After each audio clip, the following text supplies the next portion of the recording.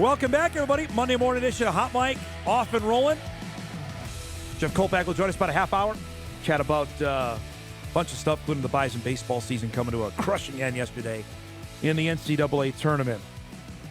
It is Monday at 9:30, which means we visit with our guy Sam Herder from Hero Sports, BetMGM, as we close in 89 days out from the start of the college football season. You had a great tweet late last week as we're talking everything on getting ready for the season, which we're all excited about.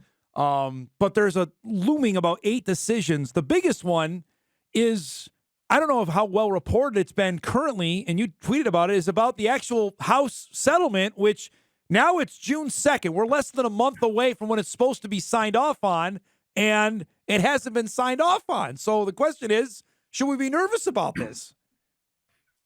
Yeah, I think there's probably some angst and nervousness and anxiousness going on because there's obviously been a ton of reporting about the House settlement, but it's been in the hands of the judge for more than 2 weeks now. And I haven't really seen anything about, like, one, why is it taking so long? And two, what if she denies the settlement? And this can't get settled out of court? Like, that's not an exaggeration when I say that's a doomsday scenario for the NCAA, because instead of $3 billion in damages, it's like $15 to $20 billion in damages. And I've heard multiple times, if they can't settle this out of court, the NCAA is probably going to go bankrupt. And so a part of me says, well, like, if she would have said no and was going to deny the settlement, she would have done so already. And since it's taken so long, I'm guessing there's some sort of behind closed doors type of negotiating going on. I know she wanted the roster limits to be grandfathered in. NCAA and the Power 5 conferences, Power 4, kind of dug their heels in a little bit, but then they kind of created some leniency.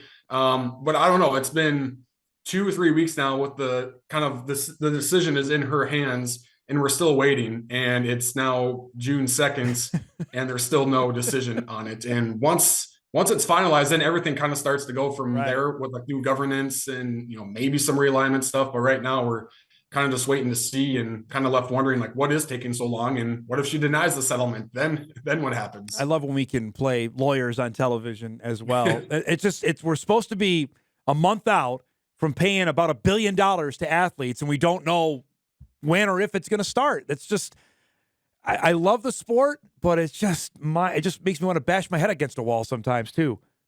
Yeah, and with mid-majors as well, part of it is the roster limits. Like, what, is our football program, can we have, like, if a team plans to opt in, can we have 105 or can we have 110? Same with other sports as well. Like, what are our roster limits? But with the House settlement, whether you opt in or not, a part of the settlement is that back pay. You got to pay in, right? Yeah, you have to pay. So even if NDSU doesn't opt into the settlement, that part of the settlement is paying current athletes. There's still the back damages, and that's the $3 billion mark. And that's where, the NCAA distribution is going to be reduced to help pay that back pay. And so these mid-majors are probably wondering too, like, what's our NCAA distribution, going to be? And so that's another part of it as well, is trying to figure out their budgets. And are they going to budget for, we're going to have a few $100,000 every year being taken away, or are we going to have that now? So there's so much behind the scenes stuff going on as well with this House settlement. Just make you shake your head, like, figure it out. Because they know the topic last week, obviously, with the SEC having its meetings, was all about the college football playoff expansion. And then at the end of the week, we got talk on the NCAA basketball tournament expansion. Fine, but figure out the other stuff first. Like, we can't get to that until we know what the actual playing rules are for this season. Yeah, I mean, the NCAA has got to be able to function first, correct, to be able to hold all these tournaments.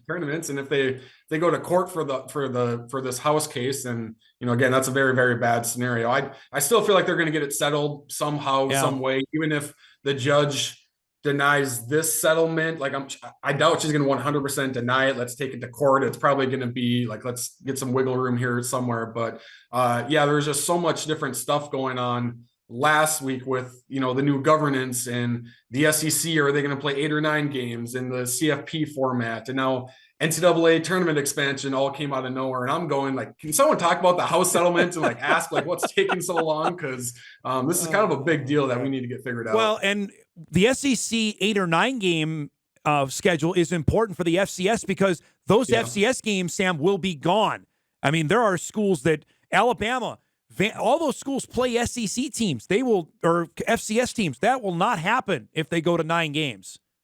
Yeah, it all kind of comes down to the formats of if they get more automatic bids, right? Maybe they're more likely to play the FCS because strength of schedule won't be put into question as much. But if it's going to be, I think 5+11 with a bunch of 11 at-large bids, then like strength of schedule and quality opponents. That all gets taken into the equation. And then in that case, the SEC would probably play one more conference game just to strengthen up their schedule. And I know there's also talk about just with the SEC and the Big Ten and all the power conferences, they need to, the cost of running an athletic department keeps on going up and they got to pay these athletes and there's more lawsuits they might have to pay into. And so kind of the talk now is they want as many mainstream games as possible. So if the SEC and the Big Ten have a scheduling agreement or the SEC plays one more conference game, their TV deal is probably going to go up because, Auburn versus LSU instead of LSU versus Mercer, like that's going to get more TV ratings. Correct. That's going to get you a few more, $1 million. And so there is concern about not only from the FCS perspective, but even the Group of 5 perspective of, how much longer are these power conferences going to play us because they might just want to play each other because then that fattens up their already pretty fat TV contracts. Well, I look too at the end of this season, like Tennessee Tech is playing Kentucky. That's a huge game for Tennessee Tech to keep their athletic program going. That's in week 12. Week 13, Eastern Illinois plays Bama. Mercer, who's pretty good, plays Auburn. Samford plays Texas A&M. Those schools need those paychecks to basically keep their athletic department afloat. Yeah, they're really important, to kind of help that budget and kind of help them operate, get all those expenses and all that. But there are if FCS versus FBS games went away completely, I think that could be trouble for some FCS athletic departments. But I still think they'd be able to maneuver some money around and still stay afloat and would still be able to operate and that sort of stuff. It would still hurt because they would have to, move money around. Maybe they're paying their coaches less and all that. And so all that is to say is the FCS versus FBS games are very, very important. And if they went away ever, that would hurt FCS teams and athletic departments in general a lot because some of those payouts are very important for these teams. And there's a lot of teams that play 2 FBS opponents just to get, $1 million total between the 2 games to help kind of fund things. Just throw it on the pile of other things that are going on right now that need to get resolved. Late last week, Sam, we had the first droppings of college football TV schedule stuff for the upcoming season. There's a couple I wanted to highlight. Obviously, here in the Missouri Valley Football Conference, we found out the Bison game with South Dakota State is getting picked up by one of the ESPN networks, as did the USD SDSU game. I was a little surprised because I kept hearing that the USD NDSU game here in Fargo was a potential to be picked up by one of the ESPN networks. We also found out South Dakota's opener at Iowa State is going to be on Big Fox. That's a big deal for the Coyotes. UND's opener with K-State will be an ESPN Plus game. Out of those that I mentioned, any stand out to you that got picked up by national TV? Yeah, I think it was interesting that, you would, because, ESPN really likes the Fargo Dome. And, I've heard that, just having that big Bison logo, on the television, like people recognize that brand. And there are so many, even with the FCS playoffs or any FCS games on national TV, when it's FCS versus FCS, most of those viewers are just casual viewers. And so if they see brand names, quote unquote brand names from the FCS perspective, they'll watch. Or if they see, 1 versus number 6, next to the team names, they'll typically, tune in. But I figured there would probably be a game, in the Fargo Dome. And so USD at NDSU would have made sense. But they pretty much just took last year's games and flipped them around, with the home team. But, getting the Dakota marker on there, that was probably a safe guess. as well. I don't know if like NDSU at UND, I think would have been kind of cool just because, when the Alara Center is packed, that's is one of the loudest venues in the FCS. But other than that, like, Illinois State can draw a pretty good crowd, if they can get like a homecoming game. Like, so I was trying to think of like options outside of just Dakota versus Dakota. And, it's probably from an ESPN perspective, they're probably going, we know these teams are probably going to be ranked in the top 5 or the top 10. So let's get Dakota versus Dakota. And they end up with these two. The Big Sky, and I know you visited with Commissioner Tom Worcester, so we're going to have him on the show this week on their new TV contract that they got with ESPN, doubling up to 4 games. And I like what they did, and I hope the Valley does this. And I know the coaches, maybe the players don't want it, is to play on Friday. The Big Sky is going to do that, Sam, with their game, with half of their games. I'm intrigued that Northern Arizona got on their schedule as they're going to host Idaho in one of the games. What'd you make of the Big Sky TV games? Yeah, it's interesting that the Big Sky and the Missouri Valley Football Conference, like they pretty much alternate. Like the Big Sky, they're up for renewing theirs, and then like 2 years later, it's the Valley. And so, like, the Big Sky get 2 national TV games, and then a couple of years later, the Valley gets 2. Yep. Well, now the Big Sky re-up theirs, they get 4. And so in 2 years, 3 years, whenever the Valley deal is up with ESPN, like maybe they get up to 4. I don't know, but it's really good to see the Big Sky get 4 games on national TV. Most likely going to be ESPN2 or ESPNU for all of those. Maybe they get on the main ESPN with a really, really late night kickoff, which is kind of to their advantage. Exactly right. They could play a 8 p.m. local game in Sacramento, and that's 10 o'clock Central Time and 11 o'clock on the East Coast, and so they do have that advantage. But they do have some really good games here. They get a Montana home game, they get a Montana State home game, they get a Sac State home game, and they typically draw pretty well crowds, 13,000. There's obviously a lot of hype as well behind Sacramento State, and so they're kind of in the headlines. And then Idaho going to Northern Arizona will be interesting. I know they've gone to the Kibbe Dome in the past for Idaho, but going to NAU will be new. And Northern Arizona has a dome. It's kind of a cool indoor stadium. They should be pretty good this year, the Lumberjacks, and it'll be Halloween night. And so if you market it well enough to your students, you could get a pretty good crowd there for the ESPN cameras. Yeah, the start time, we talked about it on the show Friday. It opens up so many more doors that, frankly, this league and the Missouri Valley Football Conference can't do, because you're not going to kick off games at 10 o'clock at night or 9 o'clock local. You can do that in Arizona. You can do that in Washington, where you don't have to worry. It's a 7:30 start, even though it might be 10:30 on the East Coast. ESPN loves its windows, man. They can do that. Yeah, and getting some Friday night games in there as well. Yes. It's kind of what do you want to, what do you kind of tend to more, the TV or the fans? Because the fans are left out, man. Yeah, that is true.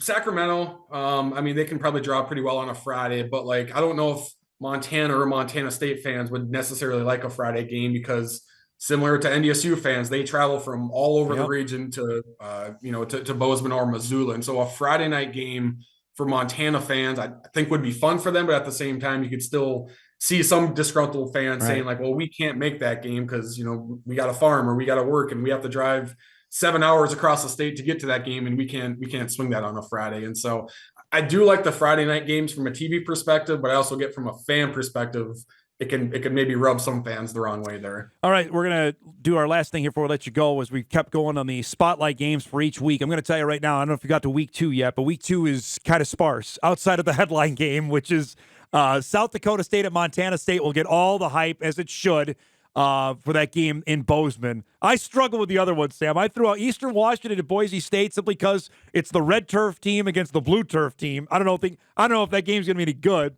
Rhode Island at Stony Brook, maybe. Rhode Island made the playoffs last year. Stony Brook thought they should.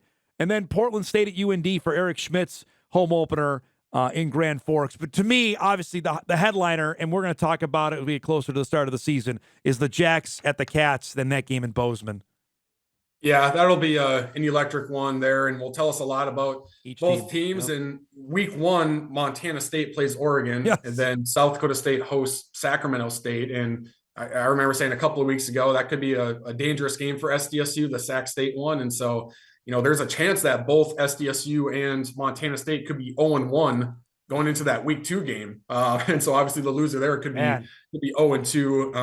I'm not sure if Sac State will beat South Dakota State, but it's certainly a possibility. So that's a high pressure game potentially for both Montana State and the Jackrabbits there in week 2, but should be a great crowd there. That's the what do they call it, like the Gold Nights or Gold Rush or something like that for Montana State. Everyone wears gold. They play it at night, so that should be a great atmosphere. Rhodey and Stony Brook possibly could be a ranked matchup. I know Rhodey will be ranked in the top 25. Stony Brook will probably right fringe top 25. They had kind of a really breakout year last year, going from 0-1 wins to having a winning record last year. So that should be a good one as well. Portland State at UND, I think could be interesting. Portland State record-wise hasn't been super strong the last couple of years, but they always usually have a pretty good offense, and so that could be a tough test for UND there. But at home for UND, you kind of favor them there. Eastern Washington, Boise State should be interesting. Eastern Washington has pushed some FBS opponents in recent years, even though they haven't gotten a win. But yeah, I think the loser of that game should have to turn their turf purple. Just up the stakes a little bit. Yes. Let's put something on the line on that. Before I let you go, I love the scheduling thought for the Jackson Montana State to go and play. I know it was made a while ago, but we need more of those. If the division is going to go the way it's going, we need more of the top teams to play each other in the regular season. Then that's the trade-off, in my opinion. Yeah, it's fun for the fans. It's you can sell more tickets. Montana State there, even if they brought in Utah Tech, they still would have probably sold the same amount of tickets. But for other teams, that maybe aren't selling out every game, if you can get some home and homes, some high caliber home and homes, you can sell more tickets, draw more revenue. I don't know if there's a way because most of these conferences are with ESPN, and so if there's a pitch of hey, could we get an extra ESPN game because South Dakota State is going to Montana State? Correct. Can we get that on ESPN2 if we put that late at night? And it's a good gauge for us as well as FCS fans or media to kind of get a good feel for teams, because if South Dakota State played 4 bad FCS opponents and they're 4-0 in the non-conference, we still don't know a whole lot about South Dakota State. It's a bunch of new players and they beat up on bad opponents. Like, how good are they? I don't know. But they're playing Montana State now, and so and Sacramento State, and so you really like these matchups to get a gauge of these teams. Great stuff as always, Bud. Thanks for getting us starting on the week. Have a great week. We'll do this again next Monday, okay? All right. Sounds good. Thank you. Sam Herder joins us each and every Monday at 9:30. Give us the lowdown and everything going on in FCS football. Again, we're still waiting for the judge. Claudia Wilkin is her name, to sign off on the House settlement. Then some actual decisions, and we can discuss that going forward. We'll break. We come back. We'll wrap up our first hour. Big second hour planned. Jeff Kolpak will get us started here in just a few minutes. Back on Hot Mic to wrap up hour 1 right after this.